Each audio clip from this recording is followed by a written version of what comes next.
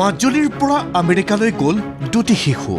দুই অনাথ শিশুৱে পালে নতুন পিতৃ-মাতৃ। আমেৰিকাৰ দম্পতীয়ে তুলি ল'লে দুই সন্তান। মাজুলীৰ ইতিহাসত এক আৱেগিক ক্ষণ। মাজুলীৰ অনাথ আশ্ৰমত আশ্ৰয় লৈ থকা দুটিকৈ শিশুক আইনী প্ৰক্ৰিয়াৰে অৰ্পণ কৰা হয় আমেৰিকান দম্পতীক।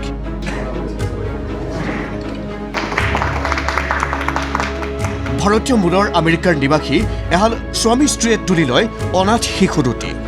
মাজুলী জিলা আয়ুক্ত কাৰ্যালয়ত সম্পন্ন হয় আনুষ্ঠানিক এডপশ্যন প্ৰক্ৰিয়া। মাজুলীৰ স্পেচিয়েলাইজড এডপশ্যন এজেঞ্চিত আশ্ৰয় লৈ থকা শিশু দুটিলৈ আমেৰিকালৈ ৰাওনা দত্তক পিতৃ-মাতৃ।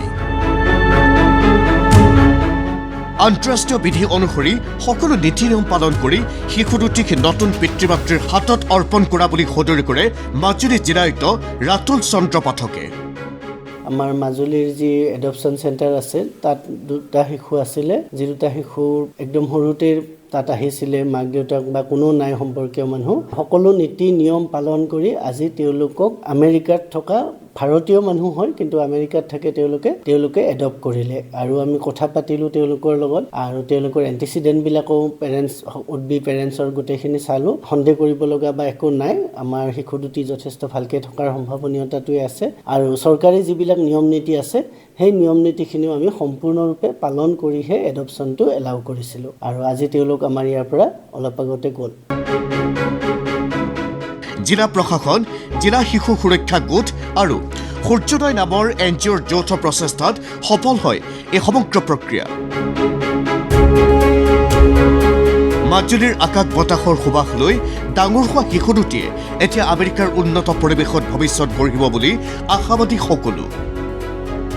মাজুলীৰ পৰা দুটি শিশু আমাৰ যিটো ইয়াত চেণ্টাৰ আছিলে এডপশ্যন চেণ্টাৰ, সেই এডপশ্যন চেণ্টাৰৰ যোগেদি আজি আমেৰিকালৈ আহিছে তেখেতসকলৰ পেৰেণ্টছ বুলি ক'ম এতিয়া, তেখেতসকলৰ যি অভিভাৱকত্ব গ্ৰহণ কৰিছে। আৰু সেই সন্তান দুটিয়ে মই ভাবোঁ ইয়াৰ পৰা গৈ গোটেই মাজুলীৰ যিটো বতাহ, মাজুলীৰ যিটো বায়ু পানী যিটো এই আমেৰিকাতো এটা প্ৰভাৱ পৰিব বুলি মই ভাবিছোঁ। আৰু এইকাৰণে আজি আমাৰ কাৰণে এটা ইতিহাসৰ এটা নতুন দিন বুলি মই ভাবিছোঁ আজি মাজুলীৰ বাবে। यार लोग बहुत अच्छे हैं, शाह ने बहुत अच्छा काम किया है एंड ये सेलिब्रेशन भी बहुत अच्छा था यहाँ पे, so thank you so much, we had a good time. এডপশ্যনৰ বাবে নিৰ্দিষ্ট পৰ্টেলত আবেদন কৰিছিল আমেৰিকান দম্পতীয়ে।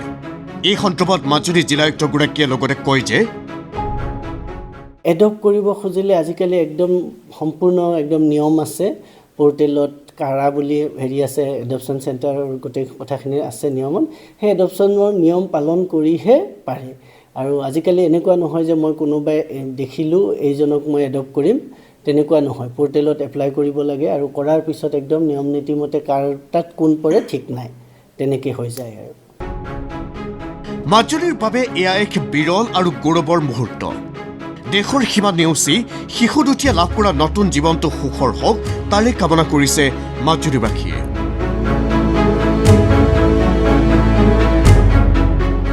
মাজুলীৰ পৰা যদুমণি শইকীয়াৰ ৰিপৰ্ট, ND24।